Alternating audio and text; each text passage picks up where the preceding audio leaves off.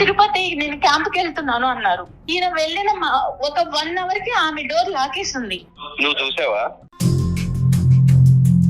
రాత్రి మీరు 3 గంటలప్పుడు ఎక్కడికి వెళ్ళారు? అరే ఎవరింటికి తలుపేసుకున్నా నన్నే అనుమానిస్తారా? నాకు అర్థం కాదు. అనుమానించడం కాదండి, మీరు వచ్చిన 1 hour కి ఆవిడ వచ్చారు. డాక్టర్ గారు నా వల్ల అవ్వట్లేదు. ఇంటికి వెళ్ళేటప్పటికి ఎప్పుడు చూసినా జిడ్డు గారే మొహం. ఏం మాట్లాడుతున్నారు రమేష్ గారు? అసలు మీరు ఇంట్లో మేకప్ వేసుకుని ఉంటారండి ఆడవాళ్ళు. డాక్టర్ గారు మీరు చాలా కూల్ గా మాట్లాడుతున్నారండి. నేను ఆయన వర్షన్ వింటే నేను కూల్ గా మాట్లాడలేకపోతున్నాను ఒక ఆడపిల్లగా. వెల్కమ్ టు అందమైన జీవితం. నమస్తే కళ్యాణ్ గారు. నమస్తే అమ్మా జయ గారు. నమస్తే కళ్యాణ్ గారు. కళ్యాణ్ గారు, మెయిల్స్ అయితే పుంకాలుగా వస్తూనే ఉన్నాయండి. కాకపోతే ఆ మెయిల్ని చూసి ఆ పరిస్థితిని బట్టి నేను కాల్స్ తీసుకుంటూ ఉన్నాను. రాత్రి మీనా అని ఒక అమ్మాయి మెయిల్ చదివానండి. సో వెంటనే డిస్కస్ చేయాలనిపించింది ఆ ఇష్యూని. తన ఫీలింగ్ ఏంటంటే తన భర్త తన చేయి దాటిపోతున్నాడు, తనకు దక్కకుండా అయిపోతున్నాడు, అది కూడా ఒక కమ్యూనిటీలో జరుగుతున్న ఒక ఇష్యూ వల్ల అనేది తను చెప్తా ఉంది.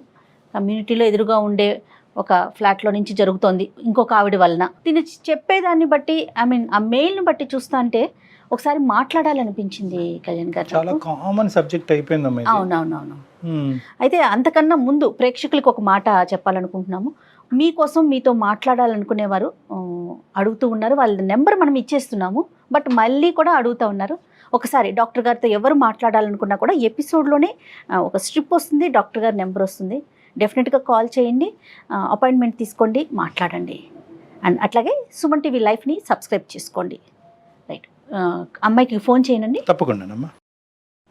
మీనా అండి. ఎక్కడమ్మాయో? హైదరాబాద్ అని మెయిల్లో చూశాను డాక్టర్ గారు. నేను చాలా క్లియర్గానే పెట్టిందండి మెయిల్. హలో మీనా అండి? అవునండి, నేను జయానండి, అందమైన జీవితం ప్రోగ్రాం నుంచి కాల్ చేస్తున్నాను. నమస్తే మేడం. నమస్తే మీనా, మాట్లాడొచ్చండి మీతో? మాట్లాడచ్చు. ఎస్, నాతో పాటు డాక్టర్ కళ్యాణ్ చక్రవర్తి గారు కూడా ఉన్నారు. నమస్తే డాక్టర్ గారు. నమస్తే మీనా. మీ విషయం కొంచెం నేను బ్రీఫ్గా చెప్పాను, బట్ మీరు ఒక్కసారి ఎక్స్ప్లెయిన్ చేయండి మీనా. డాక్టర్ గారికి ఇస్తున్నాను. ఇవ్వండి మేడం. మీనా నమస్తే అమ్మా. చెప్పండి అమ్మా. నమస్తే డాక్టర్ గారు. నమస్తే అమ్మా. నమస్తే. ఎంతమ్మా మీ ఏజ్ ఎంత? ఎక్కడి నుంచి మాట్లాడుతున్నారు? నా ఏజ్ 35 అండి. మేము వైజాగ్ నుంచి మాట్లాడుతున్నాం. పెళ్ళయి 8 years అయింది. 8 సంవత్సరాల నుంచి ఎప్పుడు అనుమానం లేదు. నాకు ఒక 6 నెలల నుంచి నా భర్త మీద కొంచెం అనుమానం స్టార్ట్ అయింది. దాని గురించి నేను మీ అందమైన జీవితం ప్రోగ్రామ్ చూసి మెయిల్ చేశాను మేడం కి. చెప్పండి మీనా, అనుమానం రావటానికి గల అంటే ఏ ఇష్యూస్ ద్వారా మీకు అనుమానం వచ్చింది? ఎలాంటి అంశాలను చూసారు ఏంటి? ఒక 6 నెలల నుంచి నా ఎదురు ఒక అమ్మాయి వచ్చేసింది. ఆమె చాలా అందంగా ఉంటది అనమాట. ఓకే. ఆమెని చూస్తుంటే ఇంకేంటంటే ఆమెను చూడటము, ఆమె తిని చూడటము, ఇలా కొంచెం అనుమానం స్టార్ట్ అయింది నాకు. స్టార్ట్ అయినాక తను కిందకి వెళ్ళి పిల్లల్ని స్కూల్ కి తీసుకెళ్లటం, అక్కడ మళ్ళీ వాళ్ళిద్దరు కలిసి మాట్లాడుకోవటం, జస్ట్ మామూలుగా క్యాజువల్ గా తీసుకున్నా. తర్వాత అనుమానం అనేది ఎక్కువైపోయింది. అదొక క్లారిటీ అనేది నాకు కన్ఫ్యూజన్ చేసి, నాకు అసలు ఏంటి వీళ్ళిద్దరి మధ్య ఏం జరుగుతుంది అని అబ్జర్వ్ చేస్తూ ఉన్నాను అనమాట. ఓకే. అబ్జర్వ్ చేయటము, వీళ్ళు కిందకెళ్ళి నవ్వుకోవటం, మాట్లాడటం, పిల్లల్ని బస్ ఎక్కించినాక మళ్ళీ కిందే టైం స్పెండ్ చేయటం, ఇలా జరుగుతూ ఉంది మేడం. ఓకే. అసలు నేను ఒక క్లారిటీకి రాలేకపోయాను. పిల్లలండి? పిల్లలు ఒక బాబు నాకు. ఓకే. క్యాజువల్ గా మాట్లాడుకోవటం అంటే ఇప్పుడు పిల్లల్ని ఎక్కించేసాక ఎంతసేపు మాట్లాడుకుంటాం? ఒక 2 నిమిషాలు, 3 నిమిషాలు, 5 నిమిషాలు లేదా 10 నిమిషాలు ఒక రోజు? అది ఎవరైనా మేడం మాట్లాడుకుంటారు. ఓకే, హాయ్ అండి బాగున్నారని ఎవరైనా అడుగుతారు, కాదనట్లేదు. రెగ్యులర్ గా జరుగుతా ఉంది. రెగ్యులర్ గా వీళ్ళు బస్ ఎక్కించడానికి వెళ్తారు. వెళ్ళి ఇద్దరు అపార్ట్మెంట్ అందరు ఎటు వాళ్ళు అటు వెళ్ళిపోయినా కూడా వీళ్ళిద్దరు నుంచొని మాట్లాడటం, నవ్వుకోవటం, పైకి కలిసి రావటం, ఇది చూస్తున్నాను మేడం. నేను పైన బాల్కనీలో ఉండి చూస్తూ అబ్జర్వ్ చేస్తున్నాను. మీనా అమ్మాయి వయసు ఎంత ఉంటుంది? అమ్మాయి వయసు ఒక 36, 37 ఉంటుంది. ఆవిడ భర్త గారమ్మా? ఆమె భర్త వచ్చి అమెరికాలో ఉంటాడు. ఇది వచ్చి ఇక్కడ నుంచొని అపార్ట్మెంట్ లో ఉన్న వాళ్ళు ఎవరు దొరుకుతాడా ఏంటా అని చూసి నా భర్త దొరికాడు దానికి. అయ్యా. ఆమెకి పిల్లలు ఉన్నారండి? పిల్లలు ఒక బాబు ఉన్నాడమ్మా. Okay okay. మీరు అంటే ఒకే అపార్ట్మెంట్స్ కదా, మాట్లాడుకోవటం, మీరు ఆవిడతో మాట్లాడటం కానీ ఇరుగు పొరుగు కదా, అట్లా ఏమన్నా ఉందా? ఏం లేదండి, నేను హాయ్ కనిపిస్తే హాయ్ బాయ్ అనుకుంటాం అంతే, ఇంత క్లోజ్ గా గానీ నా హస్బెండ్ తో ఉన్నంత క్లోజ్ నాతో ఉండదు. ఆయన అక్కడుండి సంపాదిస్తూ మరి దేన్ని పెళ్లి చేసుకొని ఆయన ఎక్కడ కులుగుతున్నాడో, ఇదైతే నా మొగుడుతో కులగటం మొదలు పెట్టేసి. సరేలే అమ్మ, అంత పెద్ద కంక్లూజన్స్ కొద్దిలే తల్లి మీనా అమ్మ. అసలు నా బాధ నేను ఎవరికి చెప్పుకోవాలో కూడా తెలియట్లేదు. ఇంట్లో నా ఫ్యామిలీని చూసుకోవాలి, నా అత్త మామని చూసుకోవాలి, అక్కడ నా భర్తను చూసుకోవాలి, ఎవరిని చూసుకోవాలో నాకు అసలు పిచ్చి పట్టిపోతుంది డాక్టర్ గారు. మీ అత్తయ్య మావయ్య కూడా మీతోనే ఉంటారా మీనా? అవును డాక్టర్ గారు. ఇది కాకుండా ఏంటమ్మా, ఓకే బస్సుకు వరకు వెళ్ళి తిరిగి వచ్చేది ఒక్కటేనా, దాన్ని బట్టే నేను మీరు కులుకుతున్నారు అనే పెద్ద మాట వాడుతున్నారు, ఇంకేమన్నా చూసారా? లేదు డాక్టర్ గారు, నేను చూశాను. తిరుపతి నేను క్యాంప్కి వెళ్తున్నాను అన్నారు. ఈయన వెళ్ళిన ఒక 1 hour కి ఆమె డోర్ లాకేస్తుంది. ఆవిడకి క్లారిటీ ఇంకేంటంటే వాళ్ళు వెళ్ళిపోయారు తిరుపతి, వాళ్ళ బాబు ఆమె. మళ్ళీ మరుసటి రోజు వచ్చేసరికి 2 days తర్వాత ఈయన ముందు వచ్చారు, తర్వాత ఆమె డోర్ ఓపెన్ ఉంది. అంటే తిరుపతి అంటే మీనా ఎవరైనా వెళ్ళొచ్చు, ఎప్పుడైనా వెళ్ళొచ్చు కదా? వెళ్ళొచ్చు మేడం, ఆమె ముందన్నా వెళ్ళొచ్చు, తర్వాత అయినా వెళ్ళొచ్చు. ఈయన వెళ్ళిన టైంలోనే ఎందుకు వెళ్ళాలి? కాదు మీనా, కోఇన్సిడెంట్ అనుకోవటానికి లేదంటారా? కోఇన్సిడెంట్ ఏముంది మేడం, ఈయన వెళ్ళిన టైంలో వెళ్ళారు, వచ్చారు. ఆమె కొడుక్కి గుండు ఉంది. తిరుపతి వెళ్ళి వచ్చినట్టు ఒక క్లారిటీ ఉంది కదా మేడం నాకు. ఇంకా నేను ఏం అడగాలి? ఏం అసలు అడిగితే మేమేం అడగాలి? అదే కదా, ఇప్పుడు మేమేం అడగాలి అన్నది మాకు అనిపిస్తుంది. ఇంకేమన్నా అబ్జర్వ్ చేశారా మీరు? అంటే ఐ మీన్ మేడం, ఇప్పుడు నేను నిన్న నైట్ పడుకున్నాము, 3 గంటలకి నా బెడ్ మీద లేడు. చిన్న బాబు గాని కింద పడితే ఎలా వెతుక్కుంటాము, అయ్యో బాబు కింద పడిపోతాడని. నా భర్త ఎక్కడికి వెళ్ళాడని నేను ఇల్లంతా తిరిగాను, బాల్కనీ చూసాను, వాష్రూమ్ చూసాను, ఎక్కడ లేరు. ఇప్పుడు ఎక్కడికి వెళ్ళారు అని నేను అడగలేను తన్ని డైరెక్ట్. అదేంటమ్మా, ఎందుకు రాత్రి నిద్రలోంచి లేసానండి, మీరు పక్కన లేరు, బాబు దొల్లిపోతాడు అన్నది కూడా మీరు చూసుకోలేదు, ఎక్కడున్నారని ఒక మాట అడిగితే తప్పేముంది? తన మీద అనుమానం స్టార్ట్ అయిపోయినాక నేనేమన్నా అడిగితే ఇంకా నా మీద ఎక్కడ గొడవ పడేసి ఎక్కడ అల్లరి చేసుకొని మన పరువు ఎక్కడ పోయిద్దో, అత్తయ్య మామయ్య వాళ్ళు ఎక్కడ బాధపడతారో, నాకు పిచ్చి పడుతుంది డాక్టర్ గారు. అసలు పట్టట్లేదు. అవునమ్మా తల్లి, నీ ప్రాబ్లం నాకు అర్థం అవుతుంది, కానీ ఒక క్లారిటీ తెచ్చుకోకుండా నీ ఆరోగ్యం పాడవుతుంది, నీకు తల తిరుగుతుంది, తల బరువు అవుతుంది, నీకు పిచ్చి పట్టినట్టు అవుతుందని నువ్వు అంటున్నావు. ఇప్పుడు అనుమానం అనేటటువంటి క్లారిటీ నేను తన్ని డైరెక్ట్ అడగలేకపోతున్నాను డాక్టర్ గారు, అందుకే నేను మీ వరకు వచ్చాను. అడగటం వేరు, గొడవ పెట్టుకోవటం వేరు. చాలా మంది ఏమనుకుంటారు అంటే కనుక, అరే బహుశా నేను అడిగితే కనుక అతను ఇంకా అవమానం ఫీల్ అయ్యి నా మీద ఏమన్నా తెచ్చుకుని గొడవ. అలా కాదు, ప్రతి చోట ఏంటంటే సైకలాజికల్ మైండెడ్నెస్ అని అంటూ ఉంటాం. ఆడవాళ్ళందరికీ చెప్పేది ఏంటంటే మైండెడ్నెస్ అంటే ఇది ఖచ్చితంగా నిజం అనే ఉద్దేశంతో మీరు అడిగితే ఖచ్చితంగా అక్కడ గొడవ అవుతుంది.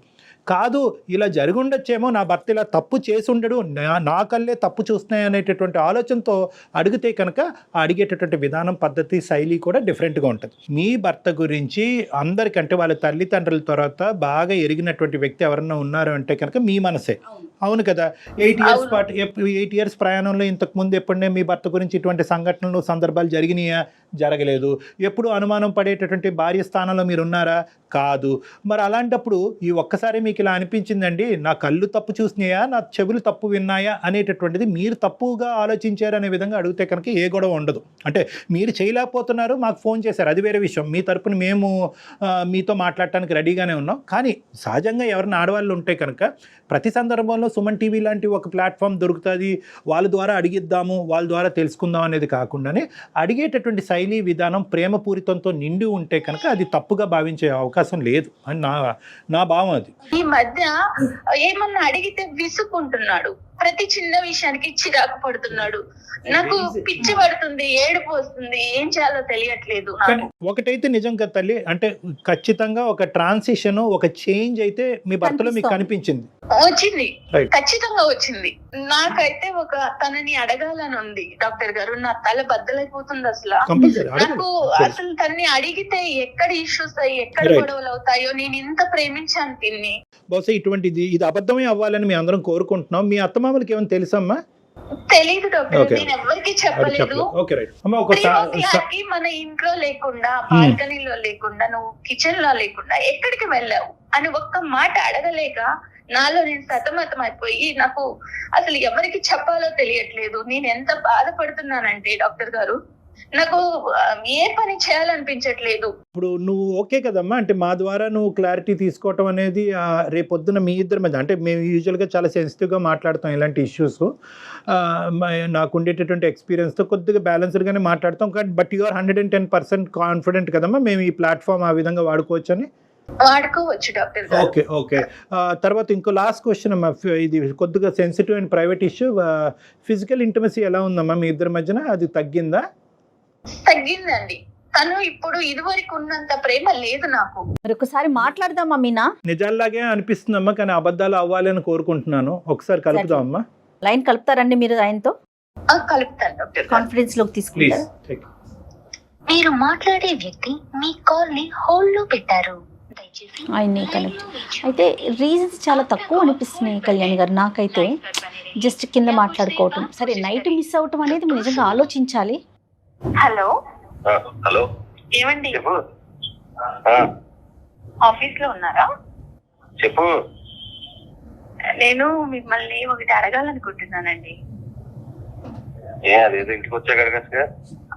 ఆఫీస్ లో ఉన్నారు, ఫ్రీగానే ఉన్నారని ఈ టైంలో కాల్ చేస్తాను మీకు. నేను ఏం అడగాలి? మీరు రాత్రి ఎక్కడికి వెళ్ళారు? రాత్రి 3 గంటలకి నా పక్కన లేరు. టీ తాగడానికి వెళ్ళా. ఆ టైంలో టీ తాగడానికి వెళ్ళటం ఏంటండి? చిన్న చిన్న ప్రెజర్స్ ఉండి నిద్ర పట్టక టీ తాగి వచ్చి పడుకుందాం అని చెప్పి. నన్ను లేపితే నేను పెట్టిస్తాను కదా మీకు టీ.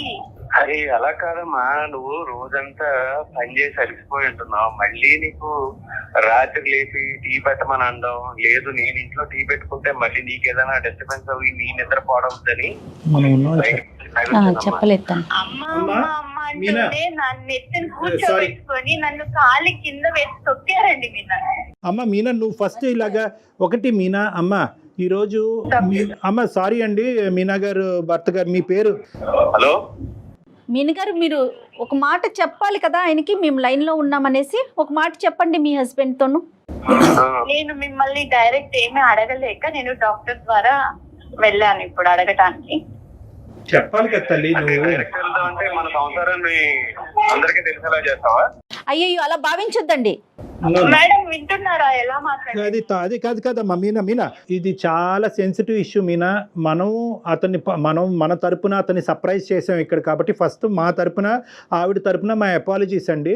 అంటే ఆవిడ చాలా బాగా స్ట్రెస్లో ఉంది, ఆవిడ ఏం చేస్తున్నారో కూడా ఆవిడకి తెలియట్లేదు. చాలా రోజులు బట్టి ఒక చేదు అనుభవాల్ని కొన్ని ఆవిడ దిగమింగుకుంటుంది, అడగలేక కక్కలేక సతమతం అవుతుంది. మా హెల్ప్ తీసుకుని మా ద్వారా ఆవిడ మనసులో ఉండేటటువంటి 2-3 ప్రశ్నలు మిమ్మల్ని అడగాలి అని అనుకుంది. సరే, ఆమె ప్రాబ్లం ఏంటో అడగండి డాక్టర్ గారు, మీ ద్వారానే క్లారిఫై చేయండి. అడగనియండి, ఆవిడని అడగనియండి, మేము బ్యాక్గ్రౌండ్ లో ఉంటాం, ఆవిడని అడగనియండి. ఏమండి, రాత్రి మీరు 3 గంటలప్పుడు ఎక్కడికి వెళ్ళారు? నేను టీ తాగడానికి వెళ్ళాను. టీ తాగడానికి బయటికి ఎందుకు వెళ్ళాలి? నేను ఉన్నాను కదా పక్కన, నన్ను లేపితే నేను పెట్టిస్తాను కదా మీకు. నేను ఇంతకు ముందు చెప్పా, మళ్ళీ చెప్తున్నానమ్మా, నిన్ను రాత్రి అంతా నాకు నిద్ర లేదు, నాకు టీ తాగితే నిద్ర వస్తుంది అనిపించింది. కాకపోతే నువ్వు డే అంతా పని చేసి ఉంటావు, మళ్ళీ నిన్ను నిద్ర లేకపోవడం ఎందుకు? ఒకవేళ నేను పెట్టుకున్నా సరే నీకు ఏదైనా డిస్టర్బెన్స్ వస్తుందని బయటికి వెళ్ళి తాగొచ్చాను. అంటే ఎదురించి 204 కి టీ తాగడానికి వెళ్ళారా మీరు? 204 ఏంటి? నాకు అన్ని తెలుసండి. 204 కి ఎందుకు వెళ్తున్నారో తెలుసు. 204 సిక్కులాడుంది, ఆ తప్పులాడుంది, దాంతో మీరు మాట్లాడటం చూశాను. కింద మీరిద్దరు ఇటకలు పక్కపక్కలు చూశాను.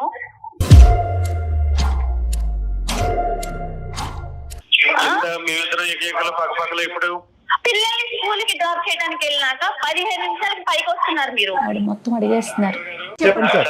సార్, మా బాబుని నేను బస్ ఎక్కించడానికి తీసుకెళ్తాను సార్. అవునండి, తప్పలేదు. అట్ ద సేమ్ టైం ఎవరో వస్తారు వాళ్ళ పిల్లల్ని ఎక్కించడానికి, వాళ్ళకి నాకు సంబంధం ఏంటంటే ఎలా డాక్టర్? డాక్టర్ గారు, ఇప్పుడు అందరూ చాలా మంది వెళ్తారు, ఎటు వాళ్ళకి పిల్లల్ని తీసుకొని బస్ ఎక్కించేసి వెళ్ళిపోతారు, వీళ్ళిద్దరే ఉంటారండి డాక్టర్ గారి కింద. అరే, ఒక కమ్యూనిటీలో ఉండేవాళ్ళు హాయ్ బాయ్ కామన్ గా మాట్లాడుకుంటారు. అవునండి, కమ్యూనిటీలో ఉంటే చాలా మంది మగవాళ్ళు ఉంటారు కదా, ఆవిడతోటి ఎందుకు మాట్లాడాలి మీరు? అతని భావాన్ని చెప్పనివ్వండి, నెంబర్ 1. నెంబర్ 2 ఏంటంటే మీకు మోస్ట్గా అంటే చాలా క్లోజ్గా ఈ పరిస్థితిని నేను చూడటం వల్ల వాళ్ళిద్దరి మధ్యన సంబంధం ఉంది అనేటటువంటి ఇష్యూ మీ మనసులో ఏదైనా ఉంటే మీ నగర్ అది స్ట్రైట్ ఫార్వర్డ్గా అడగండి. ఇలాంటిదే కాదు డాక్టర్ గారు, ఈయన తిరుపతి వెళ్తున్నాను క్యాంపు అని చెప్పినప్పుడు ఈయన వెళ్ళిన గంట కల్లా ఆవిడ వెళ్ళారు. నువ్వు చూసావా? నేను చూసాను. ఎదురింటి లాక్ ఉంది, ఫస్ట్ లాక్ తీసుంది, తర్వాత లాక్ వేసింది. అరే ఎవరింటికి తలుపేసుకున్నా నన్నే అనుమానిస్తారా? నాకు అర్థం కాదు. అనుమానించడం కాదండి, మిమ్మల్ని మళ్ళీ 2 days బ్యాక్ తర్వాత వచ్చాక మీరు వచ్చిన 1 hour కి ఆవిడ వచ్చారు. అంటే నేను వచ్చిన 1 hour కి వస్తే మళ్ళీ అవునండి, వాళ్ళ బాబుకి గుండుంది, వాళ్ళు కూడా తిరుపతి వచ్చారని క్లారిటీ ఉంది నాకు. అయ్యో డాక్టర్ గారు క్లారిటీ ఉంది నాకు, వాళ్ళు తిరుపతి వెళ్ళారు అనని. మమ్మల్ని తీసుకెళ్ళమంటే వెళ్ళలేదు, భార్య భర్తలాగా వెళ్ళి వాళ్ళ బాబుని వేసుకొని తిరుపతి వెళ్ళొచ్చారు. డాక్టర్ గారు నేను వెళ్ళింది తిరుపతి వెళ్ళిన మాట వాస్తవం. నేను ఆఫీస్ పని మీద వెళ్ళా అంతే తప్ప ఆమె నేను తిరుపతి తీసుకెళ్ళడం ఏంటి డాక్టర్ గారు? ఆవిడ ఉద్దేశంలో ఏంటంటే 2 things, ఓన్లీ 2 things. ఇప్పటి వరకు మా భర్త మీద నాకు 210% గ్యారంటీ ఉందండి, నమ్మకం ఉందండి. ఇంత అభిమానంగా ఇంత ఆప్యాయతగా కుటుంబం ఆఫీస్ తప్ప ఇంకో ప్రపంచం తెలియనటువంటి భర్తతో నేను ఎంతో అదృష్టవంతురాలనండి. కానీ ఈ డౌట్ ఏదైతే ఉందో అంటే దీన్ని కూడా మనం ఎప్రిషియేట్ చేయాలి. ఈ డౌట్ అనేటటువంటిది ఒక అనుమానమైనటువంటి భార్య జీవితాంతం 8 సంవత్సరాలు బట్టి నన్ను అనుమానంతో చంపేస్తుంది అనేటటువంటి భార్య దగ్గర నుంచి రావట్లేదండి. నాకు పిచ్చి పడుతుంది డాక్టర్ గారు, ఇంత ప్రేమగా. సరే ఉండమ్మా, డాక్టర్ గారు మాట్లాడుతున్నారు కదా. రమేష్ గారు ఇక్కడ ఏంటంటే ఇప్పటి వరకు జరిగినటువంటి సంఘటన, ఇప్పటి వరకు చూడనటువంటి పరిస్థితులు ఆవిడ చూసింది కాబట్టి ఆవిడ జీర్ణించుకోలేకపోతుంది. అనుక్షణం మీరు ఎక్కడుంటారు, ఏమవుతున్నారు, పక్కలో పడుకున్నారా లేదా, ఇదే ఇన్వెస్టిగేటివ్ డిపార్ట్మెంట్లోకి ఆవిడ కంప్లీట్గా వెళ్ళిపోయింది. ఆవిడ పరిస్థితి బాగాలేదు కాబట్టి ఇప్పుడు ఆవిడ కావాల్సింది ఏంటంటే ఒక ఆనెస్ట్ అండ్ సిన్సియర్ రెస్పాన్స్. ఏమన్నా తప్పు జరిగిందా, ఆవిడతో మీకు తప్పు జరిగిందా, జరగలేదు అంటే కనుక అదే నమ్ముతాం, జరిగింది అంటే కనుక అదే నమ్ముతాం. కాదు రమేష్ గారు, 8 సంవత్సరాల నుంచి మీలో ప్రేమను మాత్రమే చూసింది ఆవిడ. గత కొన్ని రోజుల నుంచి అనుమానించాల్సిన విషయాలన్నీ బయటపడుతున్నాయని చెప్తున్నారు. మేడం అసలు నన్ను ఒక్క మాట చిరాకు పడుతున్నాడు, మంచి నీళ్ళు ఇచ్చినా చిరాకు పడుతున్నాడు, షూ తోడుస్తున్నా చిరాకు పడుతున్నాడు, అది పట్టుకోలేకపోతున్నాను మేడం. నేను అంత ప్రేమించిన భర్త అలా చిరాకు పడుతుంటే. డాక్టర్ గారు రమేష్ చెప్పండి. మాట నేను చెప్తానండి, ఇంటికి వెళ్ళేటప్పటికి ఎప్పుడు చూసినా జిడ్డు గారే మొహం, ఏ విధమైన అట్రాక్షన్ ఉండదు. ఈ పని చేస్తాం, ఆ పని చేస్తా, లేకపోతే ఇన్స్టాగ్రామ్ చూస్తా, లేకపోతే వాట్సాప్ చూసుకుంటా, వీళ్ళు వాళ్ళ తప్ప నన్ను పట్టించుకున్న వాళ్ళు ఎవరో లేరు సార్.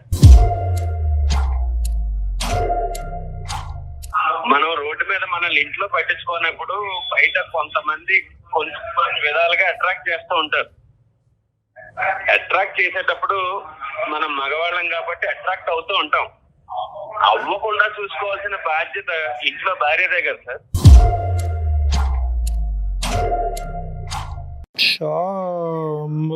రమేష్ ఆయన వర్షన్ ఆయన చెప్పాడు కదా.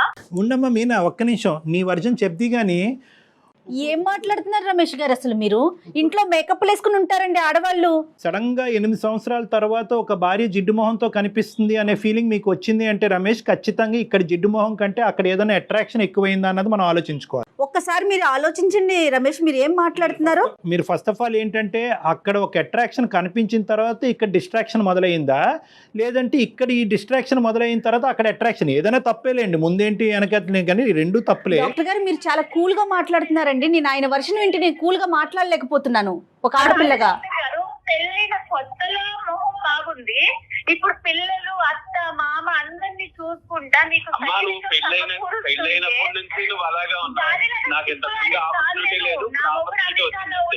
నా మొగుడు అమెరికాలో ఉంటే నేను కూడా దానిలాగే చిచ్చి అలా మాట్లాడకండి మీనా, అలా మాట్లాడకండి. కాదు మేడం, ఒక ఆడదానిగా మీరు అర్థం చేసుకోండి నా బాధని. నా భర్త ఇంకొక అమ్మాయి చూస్తున్నాడంటే నేను ఓర్చుకోగలుగుతానా? ఒకసారి అతని మనసులో ఉన్న భావాన్ని అంతా కూడా. రమేష్ ఇంకా ఏమన్నా ఉందా రమేష్? ఇంకా అంటే మీ భార్య గురించి 8 సంవత్సరాల పాటు మీరు బయటకు చెప్పలేనటువంటి అంశాలు ఇంకేమైనా ఉన్నాయా? ఏమీ లేదు సార్, ఇంటికి వచ్చేటప్పటికి ఆ జిడ్డు మారే మొహం కాకుండా. దయచేసి ఆ మాట అనకండి రమేష్ ప్లీజ్. జిడ్డు సారీ మేడం. అంటారేంటి మేడం? మా సారీ ఎందుకండి బాబు? అవునండి, మొహం జిడ్డు దారితోనే ఉంటది. అవునండి, పెళ్ళైనప్పుడు అరే! ఇప్పుడు ఎందుకు వచ్చింది మీకు? మీ మాటలని తప్పు రమేష్. తప్పు చేశారా? తప్పు జరిగిందా?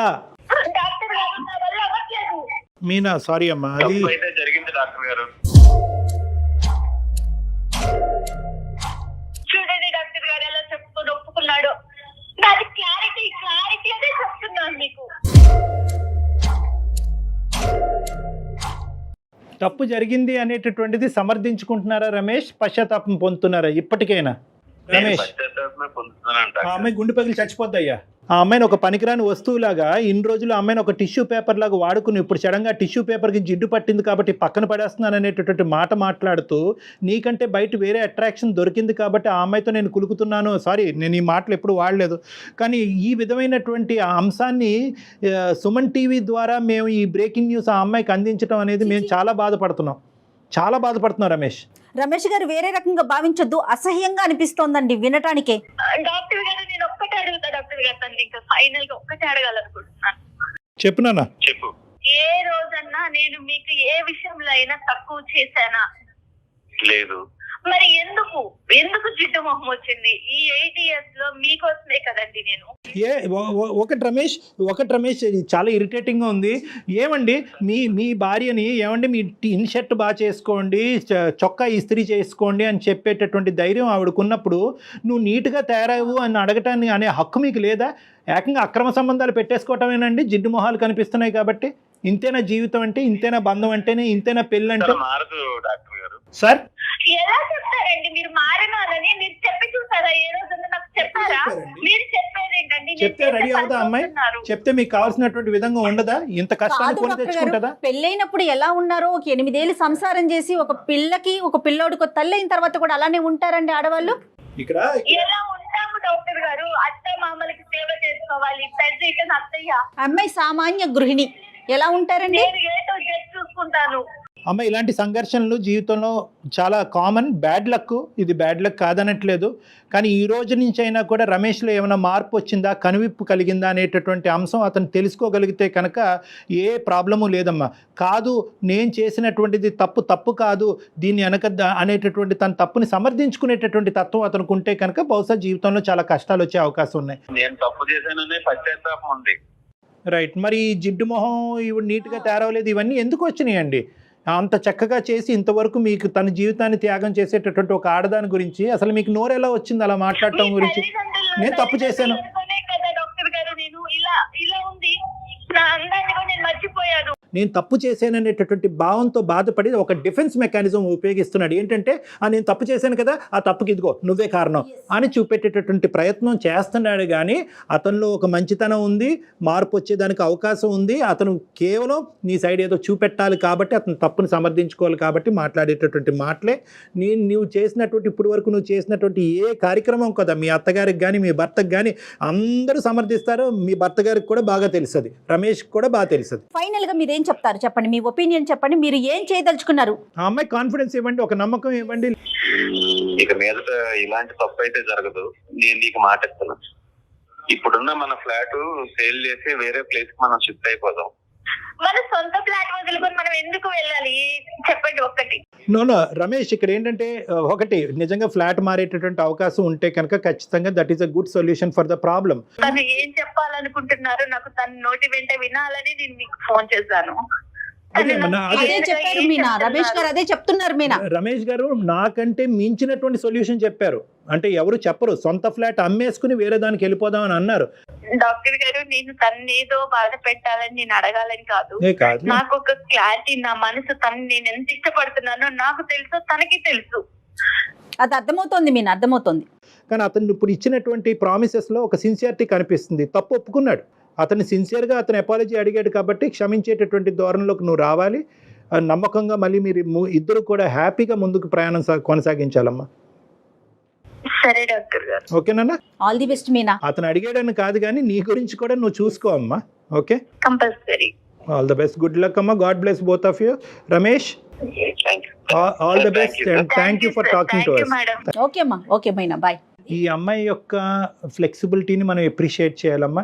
అట్ ద సేమ్ టైం తప్పు చేసినటువంటి రమేష్ని కూడా ఒప్పుకోవటాన్ని కూడా మనం ఎప్రిషియేట్ చేయాలి. తప్పు చేశాడు, తప్పు చేసినటువంటి వ్యక్తిని ఇంకా ఖండించి తిట్టి పుండి మీద కారం జల్లకుండా అతను అతను లోపల గిల్టీ ఫీల్ అవుతున్నాడు. గిల్టీ ఫీలింగ్ వల్లే బయటకు ఆ మాటలు చెప్తున్నాడు. అవును అవును, అతని మనస్సాక్షి కూడా తెలుసు భార్య ఎంత సాక్రిఫైస్ చేస్తుందని. కానీ సమాజానికి ఒక పిక్చర్ ఇస్తే కనుక అతను తప్పును సమర్థించుకోవచ్చు అనే డిఫెన్స్ మెకానిజం ద్వారా అతను బ్లైండ్ గా ముందుకెళ్తున్నాడు. ఏదైనా ఎనీహౌ రియలైజ్ అయ్యాడు. అది చాలా సంతోషం అనిపిస్తోంది ఫస్ట్ చాలా టైం అయితే. హ్యాపీగా ఉందమ్మా. Thank you. Thank you so much Kalyan గారు. నమస్తే. నమస్తే.